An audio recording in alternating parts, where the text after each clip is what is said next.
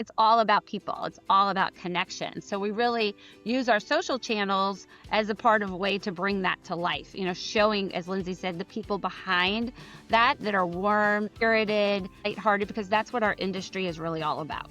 Welcome to the Social Dialogue Podcast. We're a mother-daughter team, both working in the world of social media management. Join us as we share our different perspectives on life today, including trends, fashion, friendships, and career, and how social media impacts it all. Together, we bring two perspectives to one conversation. I'm Shane. And I'm Jenna. And we're excited to bring you this new episode of the Social Dialogue Podcast. Today is a very exciting day because Jen and I have had this goal of having mother-daughter teams on the podcast since we launched. And today we have our first set of mother-daughter teams. So we are very excited to welcome Kate Shapiro-Latts and her daughter Lindsey Latts to the Social Dialogue Podcast. So welcome. We're so honored that you're both here, and we have lots to talk about with both of you. So I'm just going to kind of kick it off with an introduction. We started really by inviting Kate first, and then we had this idea, we should invite Lindsey. And it's been a long time since Lindsey and Jenna were in ice skating carpool in the back of our cars many, many years ago. So it's good to see you both together. So I want to welcome Kate first. She is a third-generation owner for the nation's largest family-owned and operated distilled spirits supplier, Heaven Hill. As the granddaughter of one of the company's founders, she and her husband are now serving as co-presidents of the company. Kate has a proven track record as a brand developer, team builder, and community cultivator. She's an advocate for women's advancement in the distilled spirits industry with more than 20 years of experience in navigating a seat at this male-dominated table. Over the past year or so, or really ever since Kate and her husband Alan took their position at the helm, we've seen a shift in the social media marketing of Heaven Hill. We began to notice how they were leading levity into their content and immediately recognized the authenticity of their family dynamic running the company. It was for that reason that we knew we wanted Kate to be part of our conversation on the Social Dialogue Podcast. And Lindsey, it's such an honor to have you join us as well. It's been a long time since we've seen each other, well, besides the subway. And I look forward to hearing about your life post-grad. Kate and Lindsey, welcome to the Social Dialogue Podcast. Thanks. We're glad to be here. This is so fun. Well, thank you. Over the past year or so, really the impetus for why we were like, we have got to get Heaven Hill on the podcast. We want to talk to Kate, and we want Lindsey's input, because we started noticing the social media sort of shifted in Heaven Hill. I think for a while you'd see products, you'd see a lot of the liquor that you sold and things you were doing around the world, around the country, events that the team was going to. Ever since you and Alan took the reins, it's sort of been like you pulled the curtain back. We can see the family. It's fun for us because we know a lot of members of your family.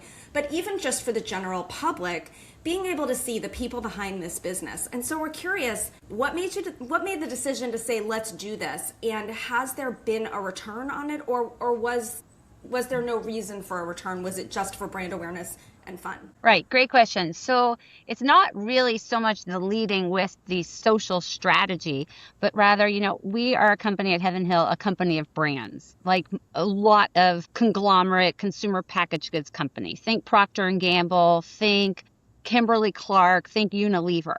Oftentimes, the consumer doesn't really know that corporate entity, but rather the brands within it. So I used to work at Procter & Gamble, so everybody knows the brands Tide and Pantene and Secret Deodorant and all these sorts of things. So companies like us have a sort of a split personality. Do you lead with your brands or do you lead with your corporate entity? And the answer is obviously both. And so forever, of course, in the digital world we live in, our brands have very much a social presence. They show up in different platforms as part of their overall marketing. And at Heaven Hill, really in the 25 years that Al and I have been here, we have really leaned into the company as an entity in and of itself and raising the profile of Heaven Hill as a corporate entity, both here in Louisville and throughout the places our employees live and work, really. So that's really has been the shift, whether it be our philanthropic efforts, our community involvement, our employee branding, all of these sorts of things. So really, our co-presidency was just sort of coincidentally aligned with when we now in recent times saw it as a real opportunity to elevate our corporate brand and to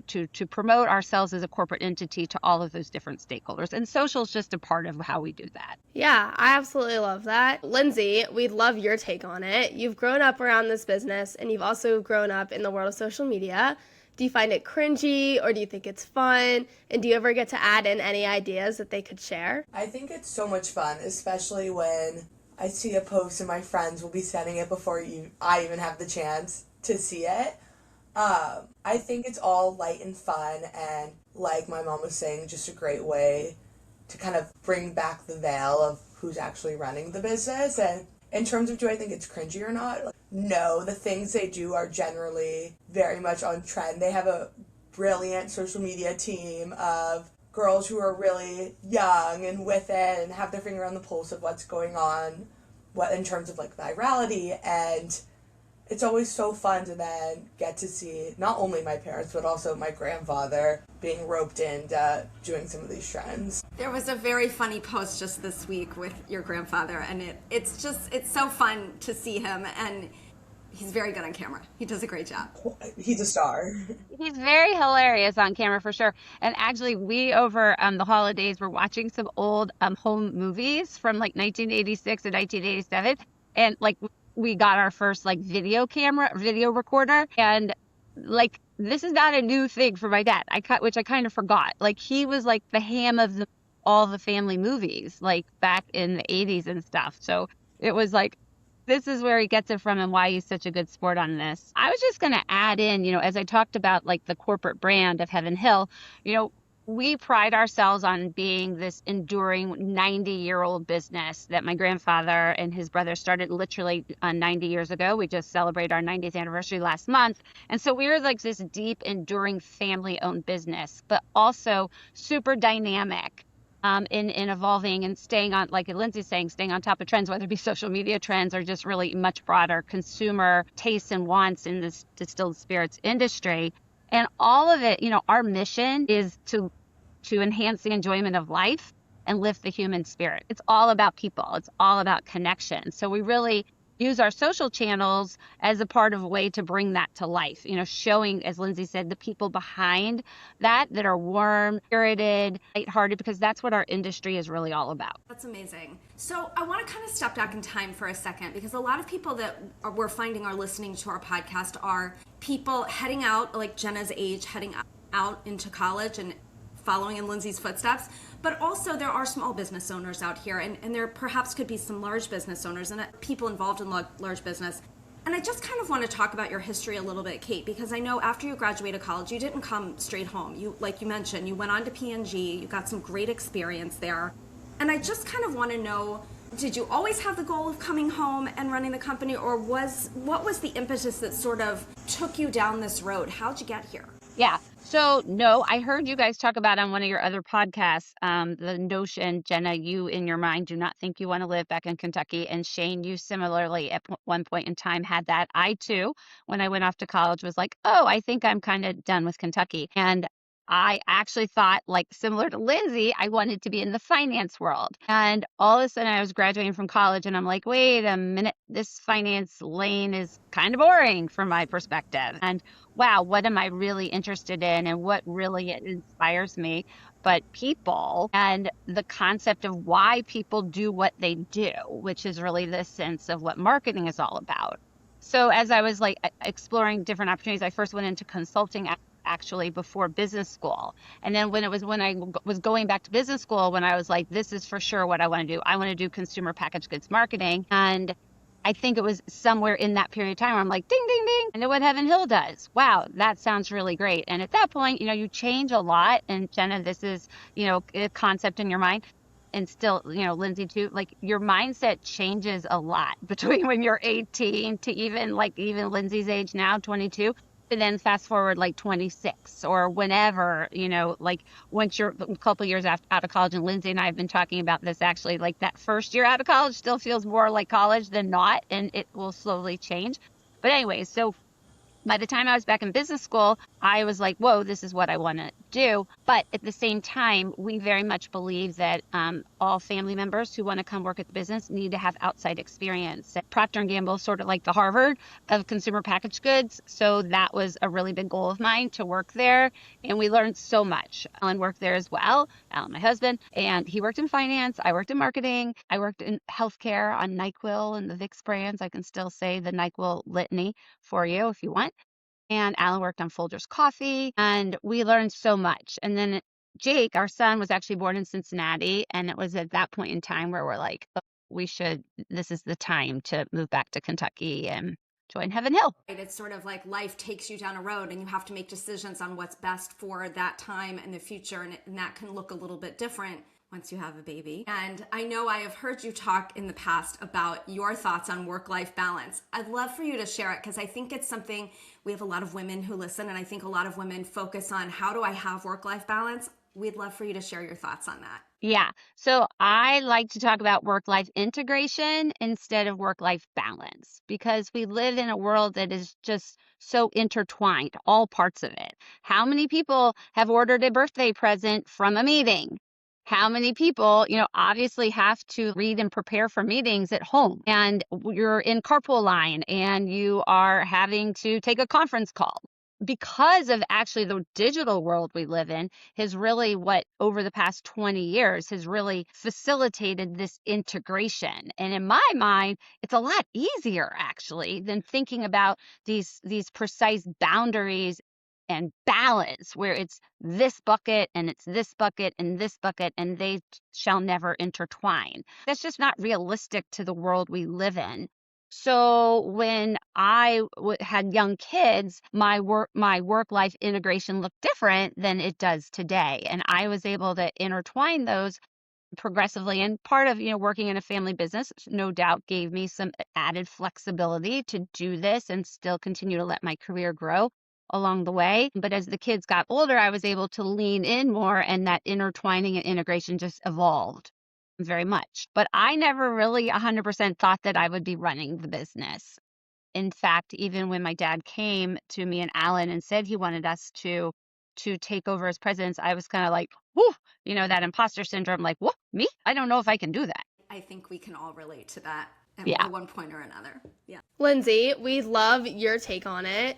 Can you remember when you were little and what it was like having a mom in a position like hers, not just at Heaven Hill, but in Louisville, Kentucky? I think having her just as a role model, opposed to a lot of my friends' moms didn't work. And obviously that comes with like push and pulls, whether it be a friend's mom is driving our carpool. But a fun example is, I think it was 4-year-old career day. Mom, you can correct me if this story is a bit false, but I dressed up as a businesswoman for career day and like made my own business cards and like was ready to go, and probably would not even had that like seed embedded in me, having not seen my mom being so passionate about what she does every day and have like a really, really cool and interesting job. And she would come into classes sometimes and teach like a marketing, I remember in middle school, I think it was, a marketing seminar, maybe it was high school. And all of my friends were like, your mom is so cool. Like, she has the coolest job ever. And I was like, yeah, I know. I get to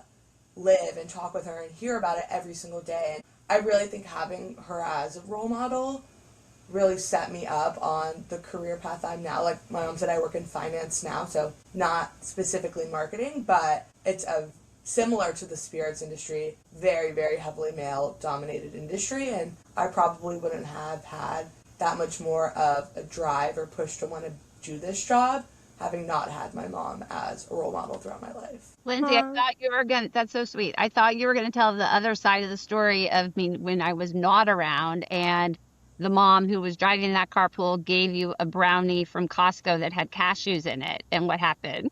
Oh, that, yes. You're actually out of town. Yeah, I was out of town. You were in the hospital when I was out of town sometimes. Like, lots of things happened because I wasn't around. I know, but I'm here to tell the story, and at the end of the day, that's all that matters. Just to finish the story, the mom gave Lindsey a brownie unknowingly that had cashews in it. Lindsey is allergic to cashews. Lindsey had an allergic reaction. There was like 5 girls involved, and it was a whole big situation. I blew up, so puffy. Like, if I showed you these photos, I would be unrecognizable. Oh my gosh, that's so scary. I can remember though, I mean, we can relate to me being busy and not being there. I'm sure, I mean, you guys went to the same school. You probably remember in 3rd grade, there was a field trip every single month. I think I missed every single one of them. And Jenna was always there, probably with your aunt. And like, here I am again without my mom. I was busy. I couldn't help it. And I think after that, I kind of learned a little bit better. So by the time her brother got to 3rd grade, I was like, I can miss some of these meetings and I can make it. But, you know, it's hard. It's hard to balance it all. And like you said, integrate it all. I have the privilege of being the second child. Yes. Things were already kind of figured out by the time it was my turn. Right. Excellent point. Yeah. Don't tell that to Dad, though. We have an argument in our family over, like, being a firstborn being versus a secondborn, but my dad's an only child. Yes. Ryan and I are both secondborn, so we relate. Yeah. So kind of switching topics to talk about authenticity. So one of the things that we talk about a lot on this podcast is how we can use social to tie in with that authenticity. So if something is too polished, sometimes it doesn't work too well on social. So Kate, we would love to talk about being authentic as a woman at the head of a large company, and how do you balance all of that? Well, I talk a lot about authenticity. I guess pride myself on being a really bad liar. And I like to think most people are bad liars, that is. And so if you try and show up as anybody than yourself, you're not going to come across very effectively. So staying true to who you are, what matters to you in work and in your personal life, in your community involvement, and certainly at work, that's really what I feel like is the best way to show up in the world.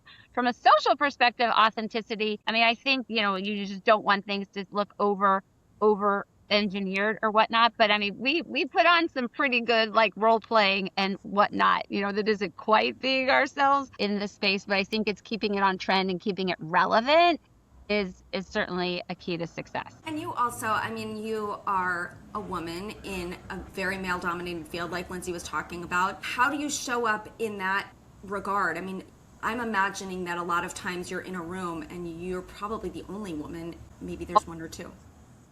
So often. And I mean, over the years, there definitely have been times where like there are inappropriate comments that are made. And not only then do they make the inappropriate comment, but then they're like, sorry, Kate, gosh, pardon. And then it like makes it worse because not only have they said something inappropriate, but now they're calling it out that I am the one person in the room who's like, now this is landing particularly badly, right? I mean, you just let it roll off of you.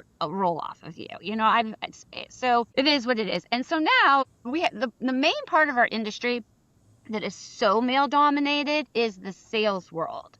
And for those of you who don't know, in our industry, we sell our products through distributors. And most of our salespeople internally and most of those distributors are really where it's male. And when I was becoming co-president and I was going to have sales under me as part of, my focus area, that was the area I was most daunted about. Just not feeling like I would have the confidence to go toe to toe with people. And because of like, I just didn't understand it well enough, or they would just kind of, it's just a lot of like old boys kind of people, right? So I was really proud of myself. This just happened last week and we had a very, very important meeting and someone very senior was saying some stuff that just didn't really make sense to me. And I was just like, I just felt confident to be like, wait, but that's not what you just said. And everybody in the room was kind of watching the dynamic, and it really made me feel good about how far I've come and the confidence that I've built to even go there. So everybody's a work in process. Even at the age of almost 55, we're all still learning, all still growing and building that confidence, I think, as women. And probably, maybe some men don't have that lens or like, oh, I got this. I'm 22 and I got this. I have nothing else to learn. Hopefully not. Hopefully all people feel that they're constantly a work in process. But it's exciting to see when that process is taking shape. To be fully transparent, when I hear you talk like that, it's so refreshing because those of us who have sort of watched your career from the sidelines and watched you come into this role, I don't think we ever thought that you had that kind of trepidation, that you We just thought, Kate Latts, she's totally confident, can do anything. And I mean, that's the truth. That's sort of how the public thinks of you. So it's good to know we all feel that way, you know, and I think some of that kind of cascaded. I probably assumed that Lindsey was, as a child, a very confident child that could probably get up in front of the fourth grade class and give a presentation with no problem. And who knows, that may have been true or not. But it is sort of the aura that you both give off. So it's good to know that we're all kind of in the same boat. Totally. Yeah. So I've also heard you speak before about working with your husband, and I'm sure that there are other companies out there, company owners listening who are in business with their spouse. Can you talk a little bit about the differences between you and Alan and how you've sort of divided and conquered in the management of the company? Yeah. So Alan and I are super different. Lindsey can attest to that. I recently spoke and did this whole funny thing about how Alan is about numbers. I'm about people. Alan's about studying things. I'm about doing. And so we really complement each other and can balance. If one of us is going too fast in one direction, the other can kind of pull things back and get things into balance. We'd like to say we're 1 + 1 = 3 in terms of our leadership here at Heaven Hill. It's really fascinating how we work together effectively and not like let it in a negative way impact like our marriage, our life. Like there are times where we'll be in a meeting and Alan will do something that I'm just like, oh, why are you doing this? Like, what are you doing? And it can like, even throughout the day, like at work, kind of like stick with me. But somehow, and this was the same thing with my dad too, as soon as we leave here, and I'm not to say that we don't talk about work at home. We talk about work at home all the time. All the time. Some of our best ideas come when we're on a hike, you know, in the middle of New Mexico or whatever. But somehow that irritation just kind of goes away. And we go back to just, what are we having for dinner? Or what are you doing here? Da, da, da, da, da. So it's really hard to explain how that works. But I remember there were similar things with my dad, you know, early in our career where he would have done something. We were so annoyed. And then we would go out to dinner with the kids and my mom, and it was like nothing ever happened. So I think you have to be able subconsciously, I could think that's just part of family, right? And so when family ties and family bonds are so great, that is just always such a strong foundation that lets you navigate all the rest. Yeah, for real. Switching topics, Lindsey, I'm about to step into your shoes as a college grad. What has life been like? How has, like, you know, you've been able to maintain your friends both in college and in high school, as well as like make new friends? Do you have any advice as I enter like my next stage of life? Well, like my mom mentioned, the first year of post-grad still feels a lot probably more like college than the start of real life.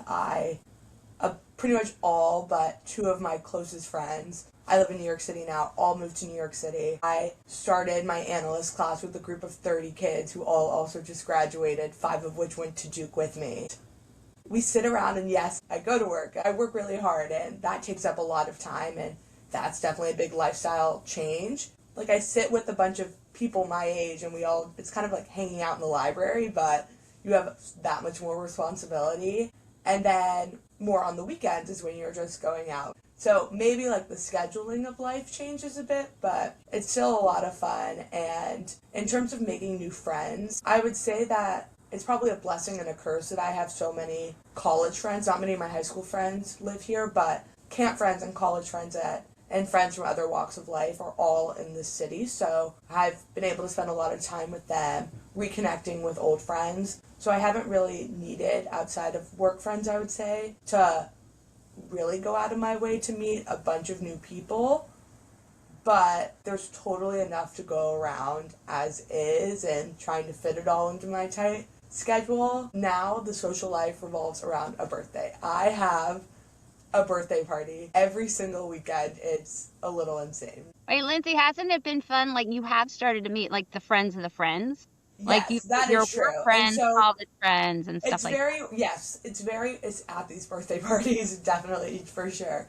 But it's very organic in the way that you go about expanding the circle. It's not like, I'm going to go specifically to this random event because I'm going to show up alone and meet new people. I'm lucky enough that I have already enough of an established community here that I haven't had to do that, which I know people moving to new cities sometimes have to do. So it's been a nice, easy ramp in meeting new people, I would say. Good to know. Definitely like a little nervous about everything post-grad, but it's nice to know you've had like such an easy adjustment. Another thing you've probably adjusted to is like social media in post-grad versus in college. How do you use it now, and what apps do you use, and what apps do you really not use anymore? I would say over time, my usage of social media has probably diminished, especially as started jobs, and we have a somewhat strict policy for a good reason about your digital footprint is there forever, and have a good understanding of what that means. And so generally I use Instagram and TikTok as a scroller, not a poster really. I'm really trying to tamp down my scrolling. It's a New Year's resolution. I actually bought a coloring book the other day, so I can do something else with my hands when I'm idle. And then I'm a big texter, like that's not really a social media, but that's like really the primary way I would say communicate and make plans with friends. A kind of new, I would say, addition to the social media that I consume and use is probably Strava, which is really fun. I've gotten into running over the past couple years, and it's really fun to kind of record your run, see where your friends are running. My friends who don't live in New York City or don't live with me anymore, you're like, give them kudos on their run, and so that's a fun way to be able to keep up with people. Lindsay, there was just this story on the news the other night about young people in particular. Well, I think they were highlighting a lot of young people, but I think it's all people, how handcrafts are becoming such a thing precisely for that. Like, I mean, you had told me about the coloring books, like crocheting and knitting. Needlepointing, yeah. Now there's like needlepointing social clubs that I see are starting as probably for people who want to get out of the apartment, find community, and be off the phone. And I think it's a good trend that's coming. I agree. I think your generation gets it. I think maybe they've had enough, with all the social. And I say a lot that I think Gen Z understands a lot more about social media than Gen X does. I'm not really sure where the millennials fall in that. We'd have to ask somebody, but I feel like Gen X is still over posting, and Gen Z is like, you know what, I'm going to keep this to myself. I don't really need to tell everyone what I'm doing and who I'm doing it with. So congratulations to your generation. As we kind of get toward the end of this, if you've listened to our podcast, then you know that one of the things we do is we kind of talk about what goes on in the parent Facebook groups. I don't really want to talk about that with you all today. What I'd love to know, though, is some advice you each have, not necessarily really for the students about to graduate like Jenna, but really more for their parents, both the high school parents and the college parents who need to let go a little bit. What kind of advice would you give as they start setting their young adults off into the world? Well, so Lindsay mentioned she was the second born. So we have the opposite dynamic as in your family, where our second born is the girl and our firstborn is the boy. So I think a lot has to do with the type of kid who you are launching into college. Our son, Jake, when he went off to college, he jumped right into everything he was doing in college. He was super great. And the typical path of we never heard from him. Like, I mean, it was like you'd try calling him and it would just go click to voicemail. And then you'd be like, well, when can we connect on a text? And he'd be like, IDK. And I was like, so he was never available to talk, right? Then it all came around because in the middle of his freshman year, it became COVID. So then we had more than our fair share of him back in our presence. But differently, when Lindsay went to college and the thought of becoming an empty nester and, oh, it's going to be so sad. And Lindsay and I did so much together. We spent so much time. Lindsay is a big communicator. So it was much easier transition because we just naturally text back and forth on this or that or talk. And so it was a different dynamic. I think that for both of them, and Lindsay, correct me if you feel differently, they were very independent in terms of what they were doing and how they were spending their time in college. I think we pretty successfully let go and enabled them to spread their wings. It wasn't like we were coaching, and we were pretty involved in high school, pretty involved in the work and the lives and all those sorts of things. But that sort of was a natural break. But there was still, again, that connecting of just life, so to speak. But Lindsay's friends definitely observe that we talk and interact more than some of your other friends do with their parents. I would say. Like, we'll talk on the phone close to every day, I would say. Close to every day, yeah. Whether it be just like 5-minute check-in or something, but it's really nice just like to be able to go for a walk and like have a quick little catch up. I'm a big talker on the phone, and like we'll call high school friends who I don't see that much anymore, and just have like a 30-minute catch up while I go for a walk. And I've always been a very social person and always like to be doing something, so I'm definitely not one to kind of go radio silent. From an advice perspective, again, it is hard because you only know the kids that you have, right? So like Lindsey, like can solve any problem that she gets herself in. And like whether it be the car breaks down, something, she can just figure out how to navigate it. Jake, a little less so. So you just have to, the goal is to, launch your kids to become independent adults, obviously, and figure out life and know how to navigate the world on their own. Every kid is different, right? So you have to show up as a parent differently, but pushing them, I always say here at work or anywhere, you do never want to throw someone in the deep end without a life jacket who doesn't know how to swim, right? But you want to get to the goal of everybody knowing how to swim. So you just have to, it's not that different from when they go to college. You probably are going to be parenting them similarly as you have been up until that point in time, I would say. That's good advice. And I think, one thing I always say to people is, hypothetically, if they ask me, what can I do to, help my kid with this? I'm like, buy a time machine, go back in time and send them to summer camp. That's my advice. Yes. I think summer camp made a big difference for both of our sets of kids. So, Jenna, anything else that you want to ask before we wrap up? Yeah. With like social, since that is like kind of what we do here, what are your takes on social media for both business and personal use? Do you have any pros, any cons, anything you're kind of seeing right now? Well, I'm always liking when I see a brand or a company being able to lean in, like Lindsey was saying, to like current trends. Like even this morning, I'm like, where's our nostalgia post? I was just, seeing I was thinking the same thing. Like, everybody's like, oh, have the flashback. I'm like, where's Steve Betty and doing this? I don't know if we have something planned, but that was like my initial thing. Like I'm very impressed when people are on top of the social trends and can react to them quickly. And I think it's knowing different channels and how to use each channel appropriately. Like, we do things way differently on LinkedIn than we do on Instagram, and we're talking to different audiences largely there. And we didn't really get into this, but on Instagram, I think more often than not, we're really talking to our employees and potential employees and some of our partners, obviously, but people who know us are probably the ones following us on Instagram. And it's sort of like a feel-good thing, like, oh my gosh, Heaven Hill is real. They're warm. They're fun. They're fun-loving. That's a place I want to go work. That's a place I really love to say I work for, because they're real people who like to laugh at themselves and have fun and do amazing things and advancing their people and the brands that they sell and all those sorts of things.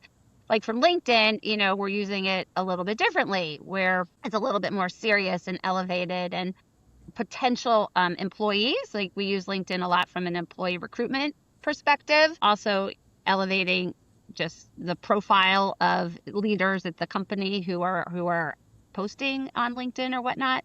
So every channel is a little bit different, for sure. Yeah, we agree. Thank you both for joining us this morning. We really appreciate you taking the time. We're excited to share you with our community, and thank you. Thanks for having us. Absolutely.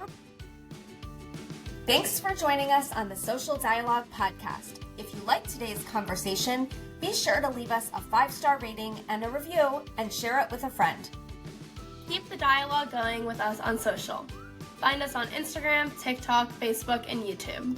I'm Shane. And I'm Jenna. Thanks for listening.